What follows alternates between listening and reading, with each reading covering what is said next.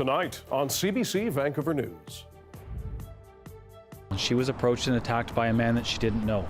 He punched her, he knocked her to the ground, and while she was on the ground, he continued to repeatedly assault her. A man is charged after police say someone attacked a tourist in downtown Vancouver. Court documents show the suspect has a violent history.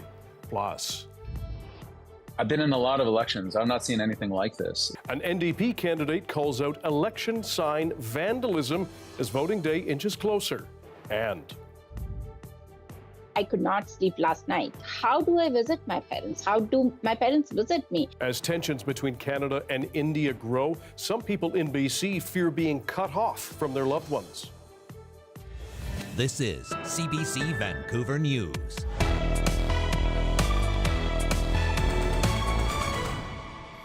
Hello, I'm Dan Burritt. Thanks for joining us. A 30-year-old suspect now charged in what police say appears to be an unprovoked stranger attack near Canada Place was on probation at the time. As the CBC's Mira Baines explains, a tourist was brutally assaulted over the long weekend as she was walking in downtown Vancouver. Another high-profile random attack in a highly frequented and visible location. This time Sunday morning at 9 o'clock near the SkyTrain station by Canada Place. Vancouver police confirm the victim is a 35-year-old woman who was visiting from outside the country. She was approached and attacked by a man that she didn't know. He punched her, he knocked her to the ground, and while she was on the ground, he continued to repeatedly assault her. Caused significant injuries that required her to go to hospital and receive medical attention. The suspect, 30-year-old Massimo Rosario Falvo, is in custody after he was arrested at a rooming house. He's charged with 1 count of aggravated assault. Falvo was on probation at the time of the alleged assault, according to court records. He was found guilty of 4 past assault charges involving 2 men and 2 women. He was sentenced in May to 3 years probation for assault and assault-related charges. He received 1 day of jail time after the court took into account his pre-sentence custody of 22 days. The Port of Vancouver was quick to point out the woman was not a cruise ship passenger. Vancouver's cruise sector is very safe, and we are not aware of any public safety incidents involving visiting cruise passengers at the Canada Place terminal in recent years, it said in a statement. This assault comes after a man was fatally stabbed and another had his hand severed in Vancouver's downtown core last month. But just some of these things happening in broad daylight with many people around, it is concerning. Overall, data collected by the VPD shows an improvement in the number of assaults post-pandemic. We've actually seen the numbers decrease over the past number of years from between 4 and 5 a day back in 2022, 2023, down to about, we believe, between 1 and 2 a day, closer to 1. Vancouver police say progress needs to be made to deal with people who are struggling with mental health disorders to improve public safety. Mira Baines, CBC News, Vancouver. Well, all 3 main party leaders spent the day on Vancouver Island as they aim to shore up support at key battleground ridings ahead of Saturday's provincial election. As Katie DeRosa reports, NDP leader David Eby and Conservative leader John Rustad sparred over their health care plans. BC NDP leader David Eby made campaign stops Wednesday in Nanaimo, Ladysmith, Duncan and Victoria, areas where the New Democrats are trying to hold on to seats.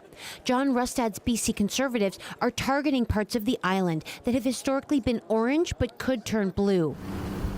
Rustad was in Nanaimo to announce a new cardiac catheterization lab, which would provide specialized care for patients with cardiac emergencies. So these are services that are desperately needed.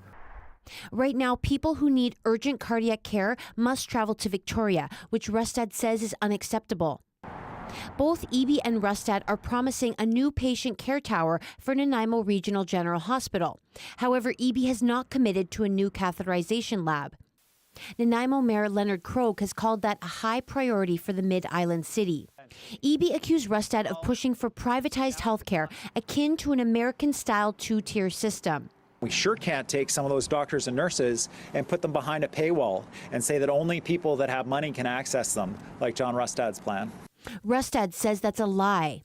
We have not talked about that one little iota. Rustad says he's actually looking to European countries, which use a mix of government-run and private clinics as a model. John Rustad has not pledged $1 new for healthcare, not one. Adrian Gear, head of the BC Nurses Union, has asked all three party leaders whether they will maintain the current nurse-to-patient ratios, which the union has called a game changer.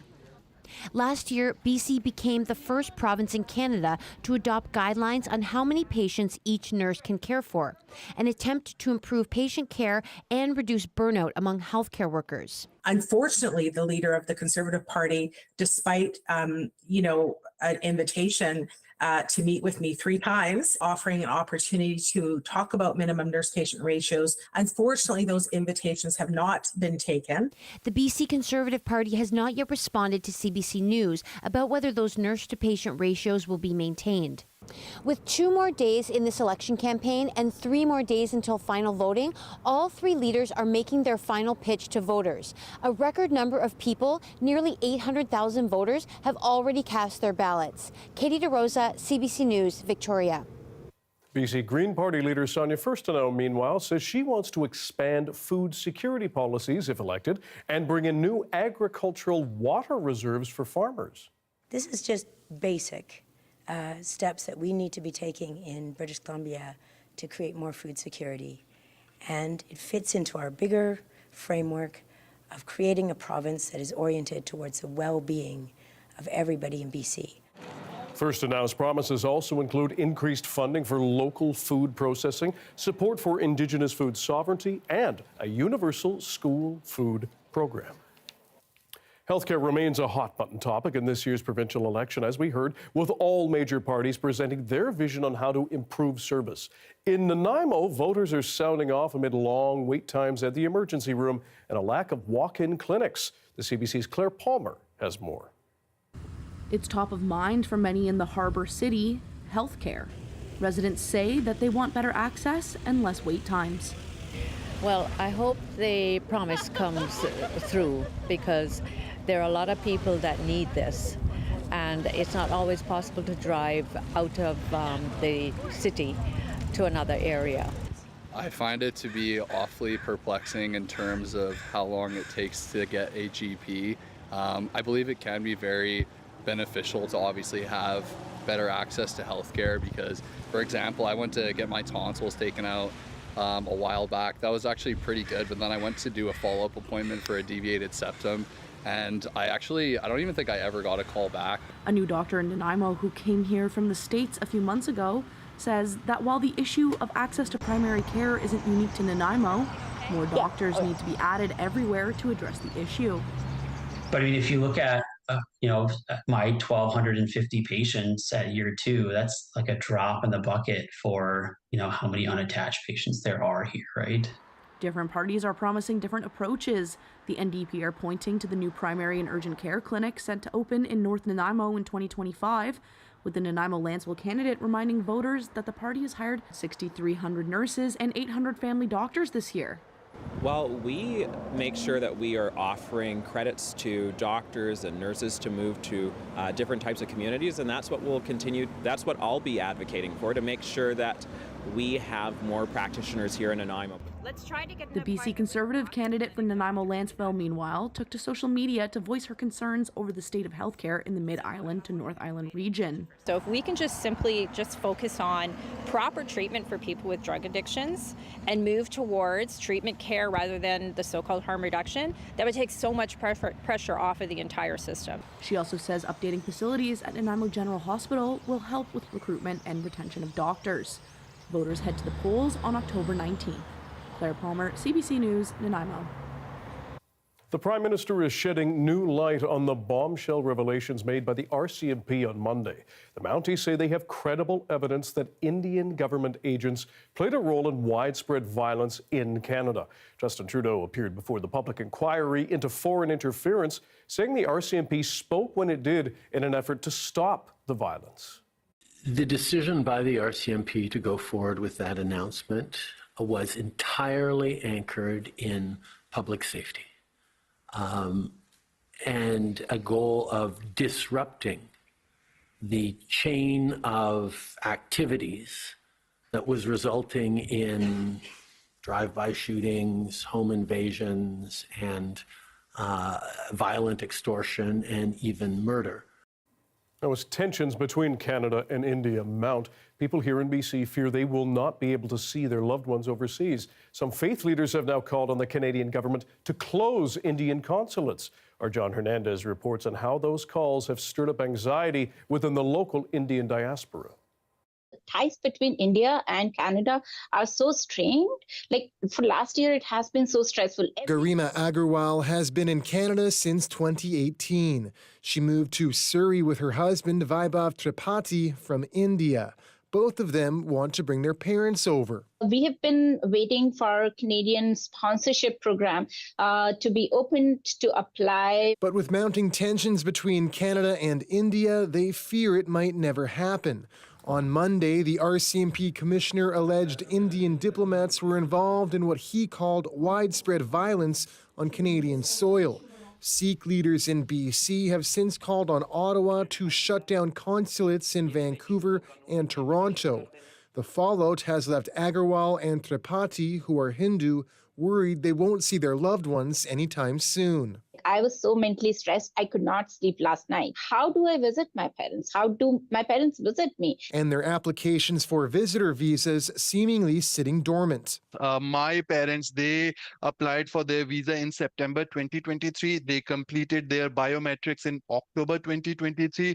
And since then, my parents' application has been in limbo. Already with what happened last year, we've seen a decrease of issuances of visas. This Surrey immigration consultant is referring to the assassination of pro-Khalistan advocate Hardeep Singh Nijjar, who was killed outside a local Gurdwara.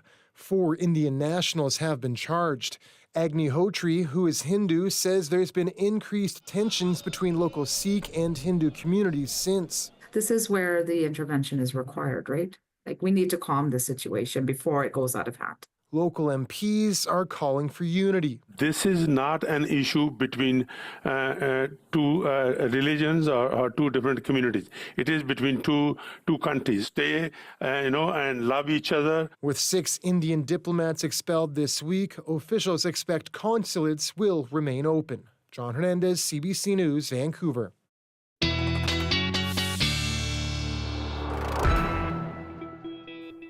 Doris Madevi joins us now with a first look at the weather, and we got, well, everything today. We had some sun, downpour. What I'll add to the list, sir? Yes, we've got plenty of active weather happening across the province, and it's really just a taste of what's to come. Dan, you can see really across the province some showers, some snowfall happening in the central interior. All those mountain tops definitely getting dusted right now because our freezing levels have come down quite a bit. By the time we get into tomorrow, late in the day, into the the evening hours, overnight hours, expect to see the freezing level come down to close to just 1,000 meters across both the Rockies and the Coast Mountains. So definitely getting chilly. You can see a lot of lightning strikes that happened in the last, earlier today across this region. If we take a look at the island, you can also see a decent number of lightning strikes there. And then making their way here to the lower mainland, we got a decent thunderstorm, some quick downpours, so didn't last very long, but definitely shook the rafters, If we take a look here, you can see a decent amount more precipitation coming down as we get into Friday, but tomorrow seems quite clear. So tomorrow, mostly clear skies across the island. Lower mainland looks a little bit cloudier, but we should see some sunshine as well. Then as we get into, again, Friday, that's when we see that big wave of precipitation. That's when the atmospheric river comes in, which we can take a look at here. You can see a decent wave of precipitation feeding in, a decent wave of moisture feeding into much of the south coast. The last few months when we've seen these events, they've been mostly concentrated, or last few weeks, we've seen these events, they've been mostly concentrated on the north and central coast. So this one coming down to the south coast, first major storm of the year for us, for sure. Expect to see a lot of precipitation come down. Some parts of the island may see as much as 200 millimeters of rainfall by the time we get into the end of this week. So definitely notable. And again, a decent night tonight, fairly calm, but we do have some flurries. We have some showers happening in parts of the island. Expect to see a decent amount of activity, but for at least for us, Dan, here in the lower mainland, it seems like the action has passed, at least in Metro Vancouver. Maybe a little bit of lightning still to come in the valley, but it's been an exciting day. No kidding. Minimal rafter shaking after this, I hope. Yes. Okay. Thanks, Doris. Thank you. With just days to go before the BC election, middle-income earners in Kelowna are heading to the polls with housing costs which have skyrocketed since the last election, top of mind. We'll dig into what they hope for next.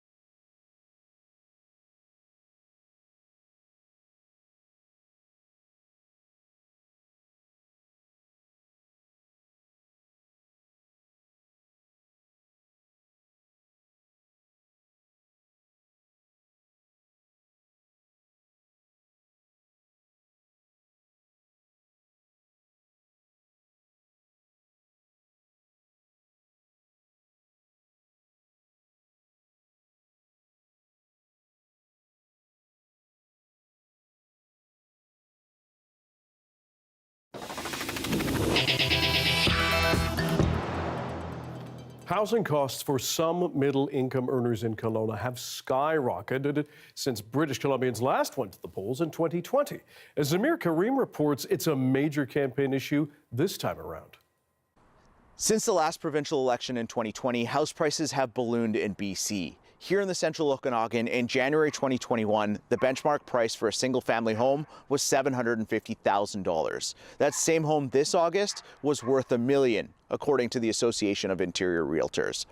For renters, their monthly costs have climbed 65% in that time, with the average two-bedroom now going for roughly $2,500, according to rentals.ca. Come on in. Thank you. Christian Brandt has lived in Kelowna for 12 years and has seen his housing costs spike. Within a year and a half, we more than doubled our cost of rent. For 6 years, we were sort of in this one place that we stayed in, and we were more or less protected from any other major increase of rent. His family spends more than $3,000 a month on rent, limiting what he can save for a down payment.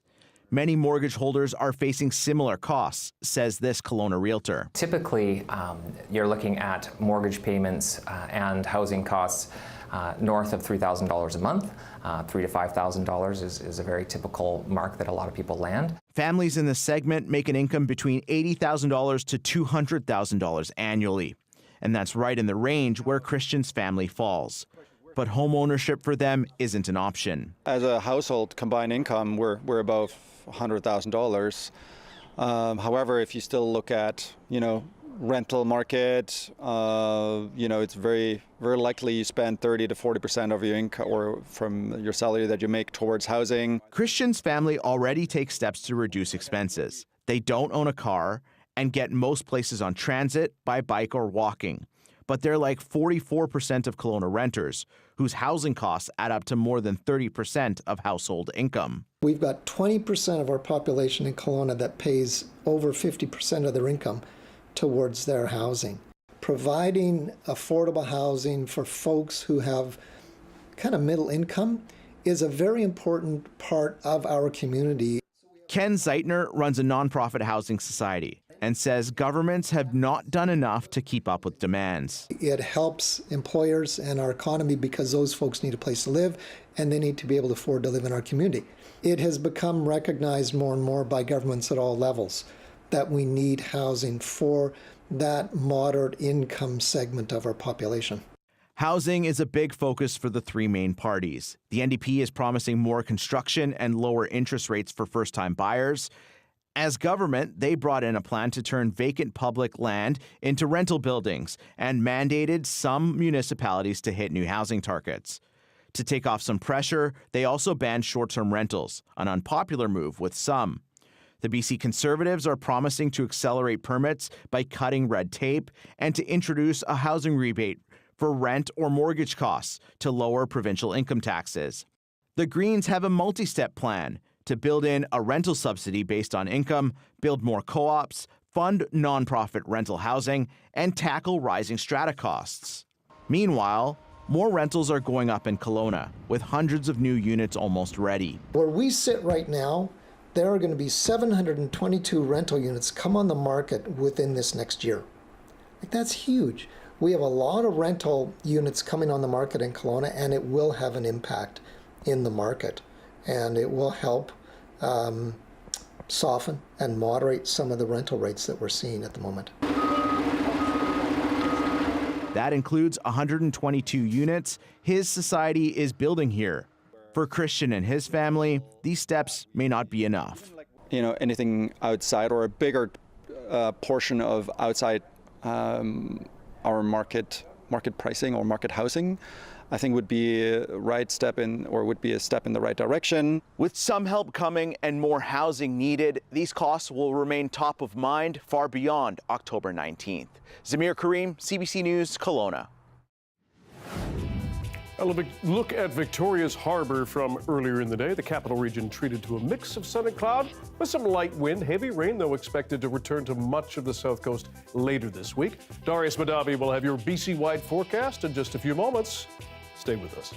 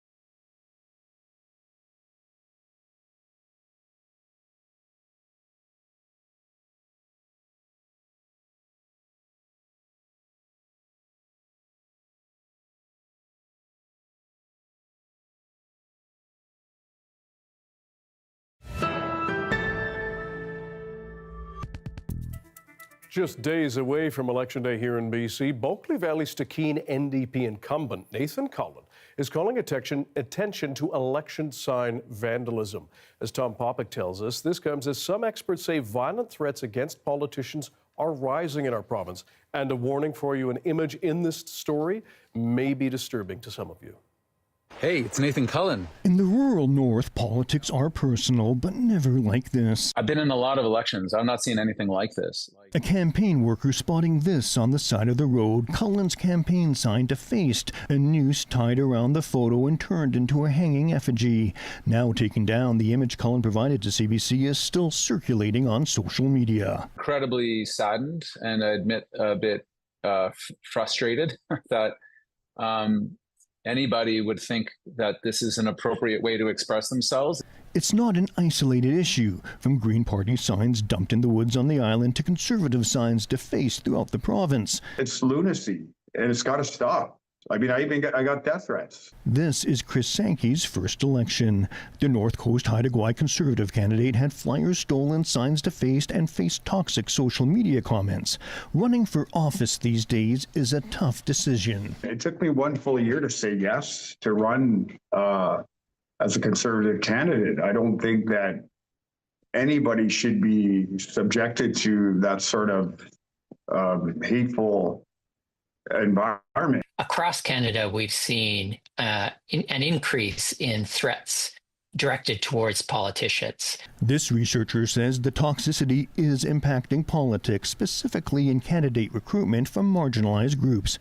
There's no evidence it's affecting voter turnout or participation. In fact, studies show political attacks can backfire. You can sometimes see a rallying and an emergence of people who were maybe silent online before, kind of saying, we support you or this isn't right. So you can bring that kind of silent watching audience forward sometimes. Still in March, a federal parliamentary study warned about the normalization of domestic political extremism and urged government to safeguard elections and politicians from violence.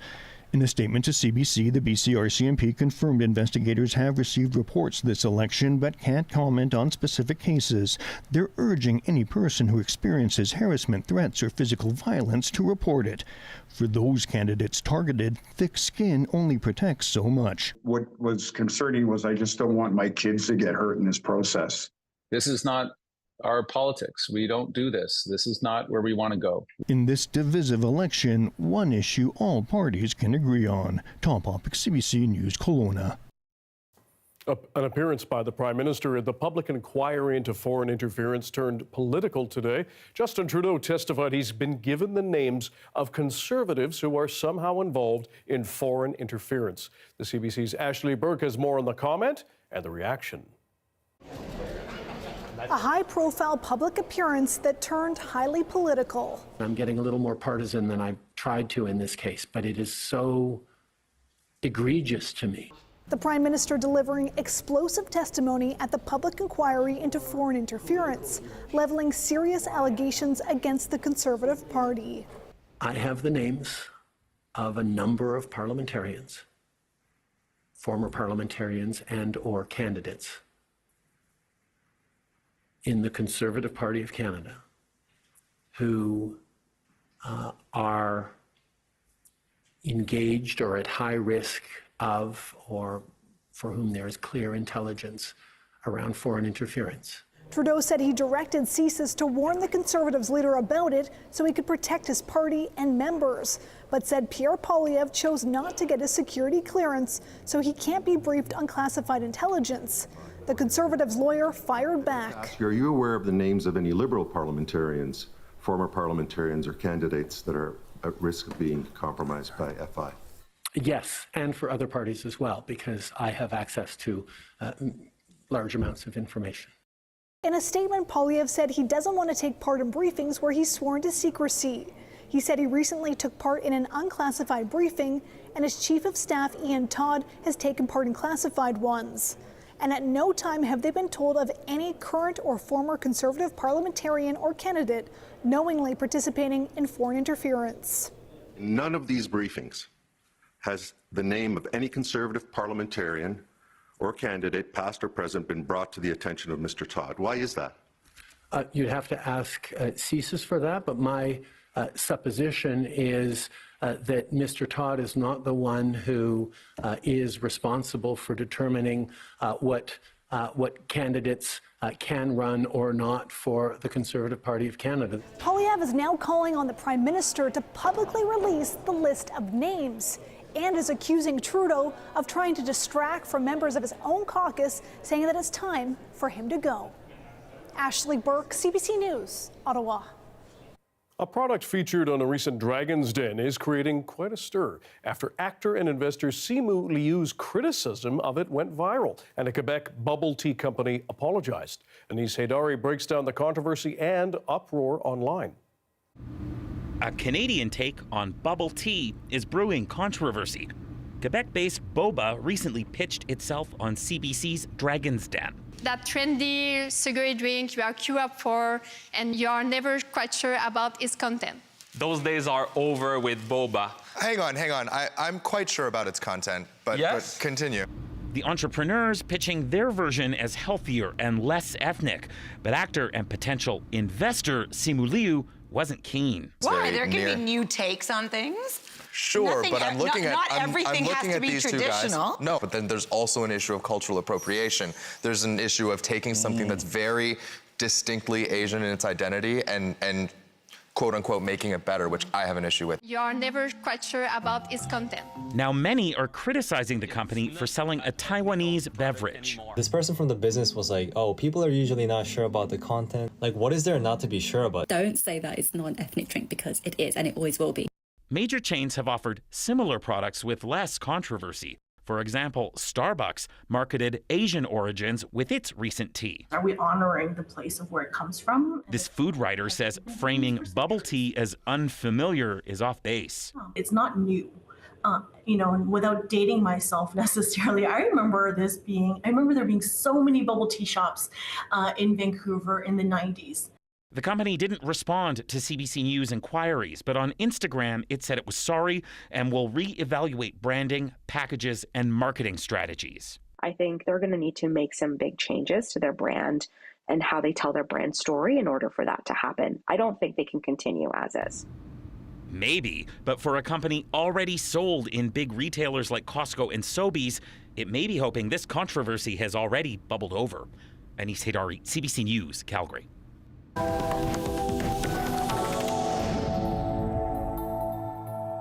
It's been more than 2.5 years since Russia's full-scale invasion of Ukraine. Now CBC News is getting a rare frontline view of that war and is coming from a point of view you usually don't see or hear. A Canadian who volunteered to fight and was left fighting for his life. He goes by the name Shadow, and he shares the extraordinary details in an exclusive conversation with our David Common.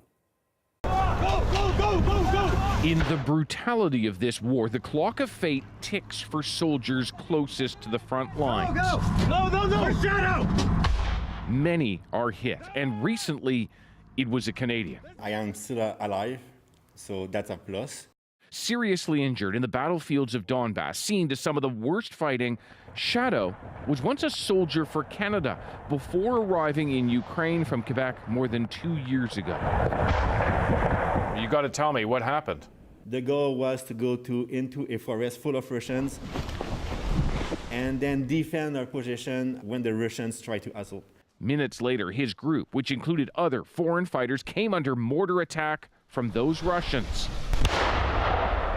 The explosions left Shadow bleeding out fast. My friend put one tourniquet on me, and then after that, the bleeding keep going, so he put 2 tourniquets. I remember I wanted to sleep, just like a little nap, and they were like, hey, stay with us. And yet, with the mortars falling, Shadow could not move for more than an hour, nor could a medic get to him with morphine to ease the intense pain. We need to prepare him for evacuation.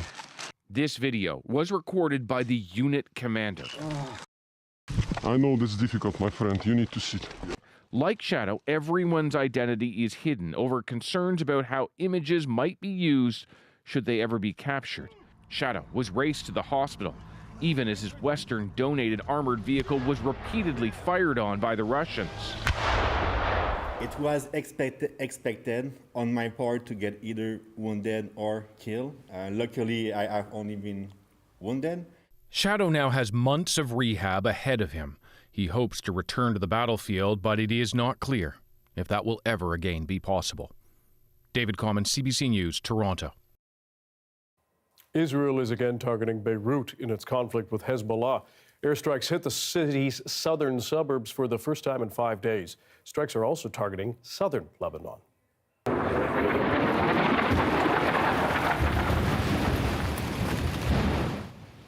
Lebanese officials say at least 6 people were killed in this attack, including the town's mayor. The Lebanese Prime Minister's office says a meeting on organizing relief was hit. Israel's military says the airstrikes targeted Hezbollah command centers and weapons facilities, and Israel says it's responding to international pressure to get more humanitarian aid into Gaza. Video released by the Israeli military office that tracks shipments shows truckloads of food, water, and medical supplies entering the territory. More than 140 trucks are reported to have gone in yesterday. Israel says it is responding to the need for more humanitarian aid in Gaza. Global pressure is building to get more food into that territory. And as the CBC's Briar Stewart reports, Israel is blaming Hamas for the shortages, accusing it of hijacking supplies. As children line up for soup in central Gaza, those dishing it out fear famine could set in if more aid doesn't arrive. And it's here in Gaza's northern neighborhoods where the situation is the most dire. The army tells people to flee to the south, and it isn't even safe, says this man who spoke to a videographer working for CBC.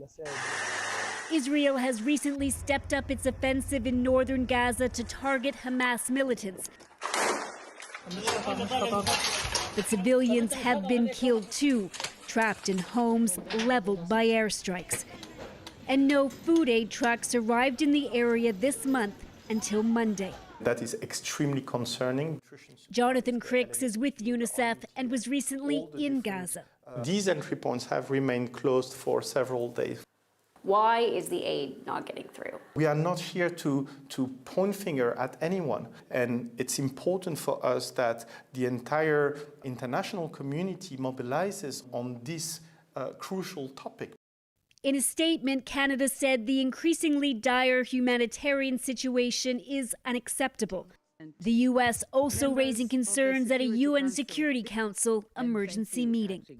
A quote-unquote policy of starvation in northern Gaza would be horrific and unacceptable and would have implications under international law. The U.S. has warned Israel that if it doesn't drastically improve the humanitarian situation in Gaza within a month, U.S. military aid could be curtailed.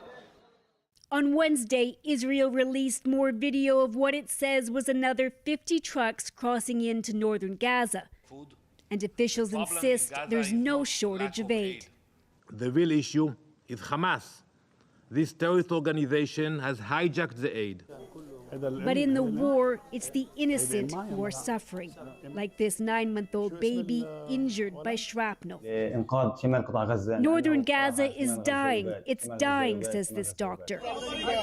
The hospital he works at in the north has been ordered to evacuate, but the medical staff are staying. Who else, they say, will be able to treat the wounded patients who keep arriving? Briar Stewart, CBC News, Jerusalem. Pop star and former One Direction singer Liam Payne has died after falling from a balcony in Argentina. Payne was 16 years old when he joined One Direction, largely considered one of the most popular boy bands ever. Medical officials say Payne plunged into a hotel courtyard in Buenos Aires. An investigation into the singer's death is now on. Liam Payne was 31. They're seen as key tools in Canada's green energy future, but what happens to solar panels and other infrastructure when they hit the end of their lifespan? Now, some Canadians are looking to recycle the potential waste. Stick around.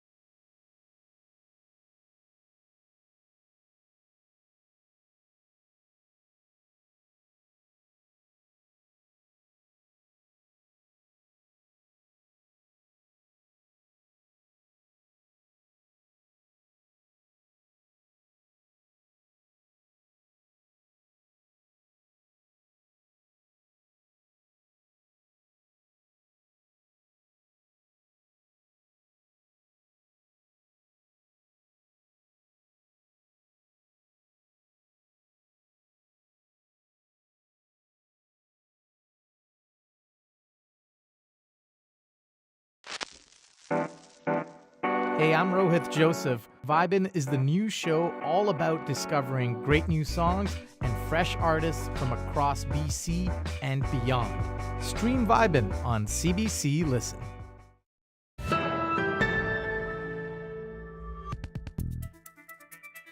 As Canada aims to hit its net zero emissions target, wind and solar energy installations are on the rise. But all those new panels and wind turbines also raise questions, including what to do with them when they reach the end of their lifespan. More now from Paula Duhacek. This panel is no longer useful. Inside this warehouse are thousands and thousands of old, busted up solar panels. I call it the big green elephant of renewable energy, is the waste material. Dan Burritt has spent years installing renewable energy infrastructure. His new venture, figuring out how to dismantle and recycle it when it doesn't work anymore. Renewable energy is a new waste stream. We need to get future ready in order to manage that waste so it doesn't end up in landfills or orphaned. Some provinces are mulling how to bring these materials into their recycling systems, but coordinated programs and facilities are rare. That has some companies thinking about how to turn that trash into treasure. I think companies that are thinking about recycling now and thinking about what opportunity they can get from the reuse of the steel and the copper and the precious metals in these projects are really going to be in boom times in 20 years or so when these projects come to the end of their lifespan here. According to the University of Ottawa's Smart Prosperity Institute, by 2050, the country will be dealing with at least 365,000 tons of expired solar panel waste and 4.5 million tons of waste from wind turbines. And what we're doing is we're creating other environmental problems while trying to address the climate problem. We need to move fast on climate, but we need to make sure we're not creating additional problems along the side of it. What you can see here is just a fraction of what we've collected from various projects. As for Dan Burritt, he's not waiting around. The underlying message that we've gotten from everybody is that it's too early for renewable energy waste recycling. But as you can see, it's definitely not too early. Like, we are behind the times. We need to get future ready. He hopes to have a recycling facility up and running by the end of the year. Paula Duhacek, CBC News, Brooks, Alberta.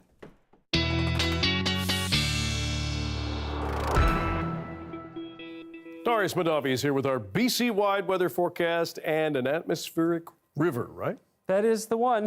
You can see it here feeding into the south coast. It's expected to arrive on Friday, spreading a lot of precipitation down. It's looking like it's going to be a very consistently soggy weekend as we head into it. If you take a look here, you can see that precipitation come in. Thursday looks pretty clear, especially on the island and parts of the lower mainland. Seems like a very sunny day. But it is the calm before the storm because we're going to see that wave of precipitation move in. Lots of snow happening as well because those freezing levels are going to be quite low. So the coast mountains expecting to see a decent amount of snow cover as well. But mostly we're looking at a lot of rain for much of the island and the lower mainland. Now, the South Island, being in the rain shadow, will get a little bit less rainfall than other places, but generally it will be quite heavy at times. We'll take a look at the totals here in a second, but again, another wave possibly coming on Sunday. Sunday's a little bit more up in the air. We may get some dry breaks there, but it does seem like it could be quite rainy as well. Here, the data doesn't seem to be loading in completely, but we can see the totals. So that's what I'm showing you here. You can see that by the time we get to the end of the weekend, we've got some very, very heavy, this is interesting, very, very heavy rainfall totals happening here. This board just seems to be broken in general, actually, so I'm just going to skip it for now, and then we'll figure out what the problem is after. In terms of our lows tonight, we're looking at quite chilly temperatures, especially if you're in the central interior, down into the negatives. So we are expecting to potentially see some flurries in some places, like up in the northwest, and maybe a few other spots as well. Up in Fort Nelson, potentially seeing some flurries turning into showers in the morning. But generally, those lows staying quite low until we get into Friday. Temperatures come up with the atmospheric river, at least a little bit in terms of those overnight lows. If we take a look at our highs now instead, you can see also a little bit below seasonal, especially here on the coast, coming down a little bit more as we get into the next couple days. 11, 12 degrees probably in many places on the south coast, but as atmospheric river comes in, I imagine many people might be indoors anyway. In terms of our conditions across the province tomorrow, plenty of precipitation, plenty of sunshine in the south. It depends where you are really, but again, tomorrow is sort of the calm before the storm. Everybody, maybe getting some showers, maybe getting some flurries, but nothing too exciting until we get into the weekend. Then we see that rain on Friday, rain on Saturday, a Likely to see some rain on Sunday. It seems like we might be lightening up a little bit, so I put that in here. But generally speaking, Dan, it's definitely autumn in Vancouver. No kidding. But you know what they could do on Saturday? Vote and then tune into CBC BC's coverage of the provincial election. Great idea. Activity. There you go, people.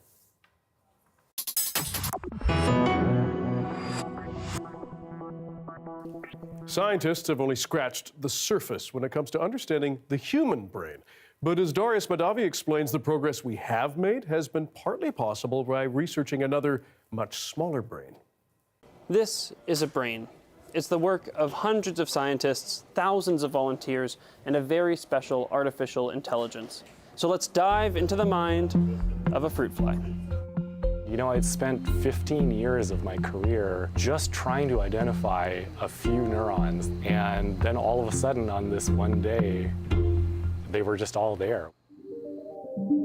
Michael Gordon has been working with fruit flies for decades. Much of neuroscience has relied on watching for spikes of activity in the brains of genetically modified flies. We've come a long way using those methods, but fully understanding complex behaviors like flight was a pipe dream. Until now. So what we're looking at here is a tiny piece of fly brain. So on the left is a 2D stack of all the neurons, and AI take those images and transform them into 3D. So these are the images on the right, that is the neurons in 3D. As complex as this may look, it's just 2 neurons out of the almost 150,000 in the brain of a fruit fly. And it only gets more complicated when you look at how they're all connected. There are 50 million connections in the fruit fly brain, and that facilitates all the behaviors that the fly can do. Using a specialized AI and thousands of human proofreaders to check its work, researchers were able to map all of those connections. The end result? The most complex, complete connectome ever mapped. Our most useful full connectome was of the roundworm. It has 302 neurons. And now we've done the fly brain, and it has about 140-some thousand neurons. So scaling up about 500 times. That jump is extraordinary. But it's not just the added complexity that makes this useful. It's the subject. The humble fruit fly, or Drosophila, has been crucial to neuroscience research for over a century. We used to spend years just looking for individual neurons that connect from one place to another, and now it's just all there for us. It's kind of like if you wanted to study the daily traffic patterns in Vancouver, but you didn't have a map. It would be a hard job, right? Because you could look for a street and then study how cars go up and down that street. But understanding how those cars end up downtown, you don't really know, right? If you don't know what roads are connected together. And so that's what we have now in the connectome. Making all this data publicly available is revolutionary. And you can zoom in and out if you want. And for researchers like Jingfen Li, who got early access, that future is already here. What was your first thought when you first saw this? I was super impressed, because now my work is going to be a lot easier and a lot faster. And now we also have an excellent brain model that actually does a pretty good job at predicting behaviors. But as useful as fruit flies are, there's only so much you can learn from a model organism, which begs the question, how long until we map a human brain? It's at a level of complexity when we get into mammals and especially humans that is almost beyond comprehension. The fruit fly brain has about 50 million connections, called synapses, compared to the human brain, which has about 100 trillion. So it will be quite the leap. What we have here is sort of an intermediate step, right? And we can use that to build upon our knowledge to eventually get to the level of complexity of the human brain.